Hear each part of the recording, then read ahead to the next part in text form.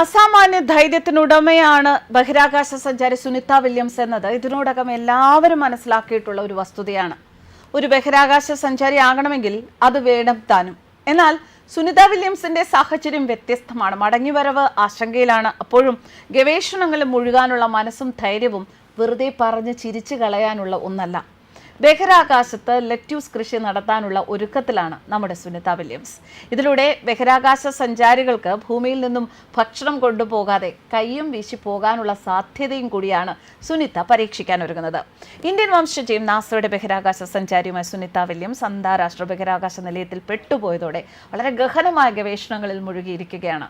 മൈക്രോഗ്രാവിറ്റിയിൽ റൊമെയിൻ lettuce വളർത്തിയെടുക്കാനാണ് ഇപ്പോൾ സുനിതയുടെ ശ്രമം. വ്യത്യസ്ത അളവിൽ വെള്ളം ഒഴിച്ചു കൊടുത്താൽ സസ്യത്തിന്റെ വളർച്ചയെ അത് ഏതൊക്കെ രീതിയിൽ ബാധിക്കും എന്ന് കണ്ടെത്തുകയാണ് ഇതിലൂടെ ലക്ഷ്യമിടുന്നത്. ഭാവിയിലെ ബഹിരാകാശ ദൗത്യങ്ങൾക്കും ഭൂമിയിൽ സാധ്യമാകുമോ എന്ന് പരിശോധിക്കുന്ന പല കാർഷിക മുന്നേറ്റങ്ങൾക്കും ഈ പരീക്ഷണം നിർണായകമാകും എന്നാണ് വിലയിരുത്തൽ.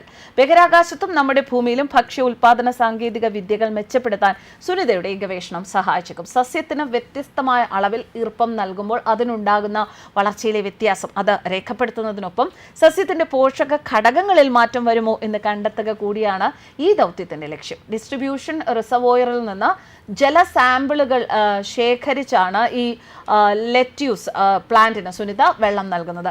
ലെറ്റ്യൂസ് പരീക്ഷണത്തിൽ നിന്നുള്ള കണ്ടെത്തലുകൾ അത് ഏറെ നിർണായകമാണ് എന്നാണ് കരുതപ്പെടുന്നത്. ദീർഘകാലത്തെ ബഹിരാകാശ ദൗത്യങ്ങളിൽ പങ്കാളികളാകുന്ന യാത്രികർക്ക് ബഹിരാകാശ ആവാസ വ്യവസ്ഥയിൽ സുസ്ഥിരമായ ഒരു ഭക്ഷ്യ ഉൽപാദനം എന്ന് പറയുന്നത് വലിയ വെല്ലുവിളിയാണ്. ദീർഘനാളത്തേക്കുള്ള ഭക്ഷണം ഭൂമിയിൽ നിന്ന് കൊണ്ടുപോവുക എന്നതും അത്രത്തോളം പ്രാക്ടിക്കൽ അല്ല, പ്രയാസമാണ്. അങ്ങനെ ഇരിക്കെ ഈ സസ്യവളർച്ച സംബന്ധിച്ച ഇത്തരം ഗവേഷണങ്ങൾ സഹായകമാകും. ലെറ്റ്യൂസിനെ വളർത്തുക മാത്രമല്ല നിരവധി മറ്റു പ്രവർത്തനങ്ങളും സുനിത അന്താരാഷ്ട്ര ബഹിരാകാശ നിലയത്തിൽ ചെയ്യുന്നുണ്ട്. സഹയാത്രികനായ ഹെയ്ഗിന്റെ രക്തക്കുഴലുകളുടെ ആരോഗ്യം പരിശോധിക്കാൻ അൾട്രാസൗണ്ട് സ്കാൻ ഉൾപ്പെടെയുള്ള മെഡിക്കൽ ടെസ്റ്റുകൾ ചെയ്യുന്ന പ്രവർത്തനങ്ങളിലും സുനിത വില്യംസ് പങ്കാളിയാണ്.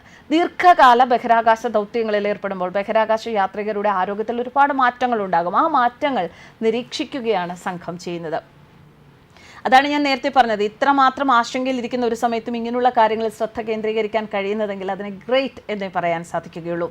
നാസയുടെ ബഹിരാകാശ ഗവേഷകരായ ഇവർ രണ്ടാളും ബഹിരാകാശ നിലയത്തിലേക്ക് ജൂൺ 5 യാത്ര തിരിക്കുമ്പോൾ ഏതാനും ദിവസങ്ങൾക്കുള്ളിൽ തിരിച്ചുവരവുണ്ടാകും എന്ന് തന്നെയാണ് കരുതിയിരുന്നത്. എന്നാൽ രണ്ടുപേരും ബഹിരാകാശ നിലയത്തിൽ കുടുങ്ങിക്കിടക്കുന്ന അവസ്ഥയിലാണ്. ഇടയ്ക്ക് വൈകാതെ തന്നെ ഇരുവരും മടങ്ങി വരുമെന്ന് നാസ അറിയിച്ചിരുന്നു. എങ്കിലും അടുത്ത വർഷം ഫെബ്രുവരിയിലേക്ക് ഇവരുടെ മടങ്ങിവരവ് ഇപ്പോൾ നീളുകയാണ്. നാസ അന്താരാഷ്ട്ര ബഹിരാകാശ നിലയത്തിൽ വെറുതെ ഇരുന്ന് സമയം പാഴാക്കുന്നതിനു പകരം ചില ദൈനംദിന കാര്യങ്ങളും ഗവേഷണങ്ങളും രണ്ടുപേരും ചേർന്ന് നടത്തുകയാണെന്ന റിപ്പോർട്ടുകളും പുറത്തുവിട്ടിരുന്നു. ഭൂമിയിൽ നിന്നും 250 മൈൽ ദൂരെയാണ് അവർ ഇപ്പോൾ ഉള്ളത്.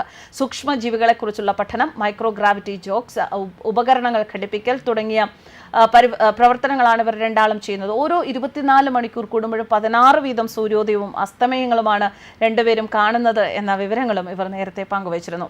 DNA സീക്വൻസിംഗ്, മൂൺ മൈക്രോസ്കോപ്പ് പരീക്ഷണം, ബഹിരാകാശ നിലയത്തിൽ മൂത്രമൊഴിക്കുന്ന സംവിധാനത്തിന്റെ പമ്പ് മാറ്റുന്നത് തുടങ്ങിയ ചില വ്യത്യസ്തങ്ങളായ ജോലികൾ, അത്തരം ജോലികളാണ് സുനിത വില്യംസ് ചെയ്യുന്നത്. അതേസമയം പ്ലംബിംഗ് ഉപകരണങ്ങളുടെ പരിശോധന, അല്പം കൃഷി ഒക്കെയാണ് വിൽമോറിന്റെ ബഹിരാകാശ നിലയത്തിലെ ഇതുവരെ ഉണ്ടായിരുന്ന ഡ്യൂട്ടി. റാഡിഷ് കൃഷിയുമായി ബന്ധപ്പെട്ട് വിൽമോർ തിരക്കിലാണ് എന്ന ഒരു റിപ്പോർട്ട് വായിച്ചിരുന്നു. അതിനു പുറമെ സുനിത വില്യംസിന്റെ നേതൃത്വത്തിൽ HD ഫിലിമിങ്ങിനുള്ള ഉപകരണങ്ങൾ ബഹിരാകാശ നിലയത്തിൽ ഘടിപ്പിച്ചു വരികയാണ്. ഒപ്റ്റിക്കൽ ഫൈബറുകളുടെ ഉത്പാദനം സംബന്ധിച്ച പരിശോധന, ബഹിരാകാശ നിലയത്തിലെ മൊഡ്യൂൾ വൃത്തിയാക്കൽ, ബഹിരാകാശ നിലയത്തിലെ ജലത്തിൽ നിന്ന് സൂക്ഷ്മജീവികളുടെ സാമ്പിളുകൾ ശേഖരിക്കൽ മുതലായ കാര്യങ്ങളും രണ്ടുപേരും ചേർന്ന് നിർവഹിക്കുന്നതായും നാസ അറിയിച്ചിട്ടുണ്ട്.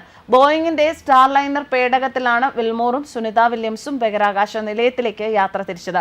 പുതിയ ബഹിരാകാശ പേടകം കൂടുതൽ തവണ ഉപയോഗിക്കുന്നതിനു മുൻപ് അത് എങ്ങനെ പ്രവർത്തിക്കുന്നു എന്ന് പരിശോധിക്കാൻ ഉദ്ദേശിച്ചിട്ടുള്ള ഒരു പരീക്ഷണ യാത്രയായിരുന്നു അത്. പേടകത്തിൽ മനുഷ്യരെ വഹിച്ചുകൊണ്ടുള്ള ആദ്യത്തെ ദൗത്യമായിരുന്നു അത്. എന്നാൽ ദൗത്യം പൂർത്തീകരിച്ച് മടങ്ങാൻ തുടങ്ങുമ്പോഴാണ് പേടകത്തിൽ ചില അപ്രതീക്ഷിതമായ പ്രശ്നങ്ങൾ ഉടലെടുത്തതും രണ്ടുപേരും അവിടെ കുടുങ്ങിപ്പോവുകയും ചെയ്തത്. എന്തായാലും ഇനിയിപ്പോൾ ഇവരുടെ മടങ്ങിവരവിനായി കാത്തിരിക്കുകയാണ്. ഒട്ടേറെ അനുഭവ സമ്പത്തുകളുമായിട്ടായിരിക്കും അവർ ഇത്തവണത്തെ മടങ്ങിവരവിൽ ഭൂമിയെ അല്ലെങ്കിൽ ഭൂമിയിലുള്ള അവരുടെ സുഹൃത്തുക്കളെ, ബന്ധുക്കളെ ഒക്കെ അതിശയിപ്പിക്കാൻ പോകുന്നത്. ന്യൂസ് ഡെസ്ക് കർമ്മ ന്യൂസ്.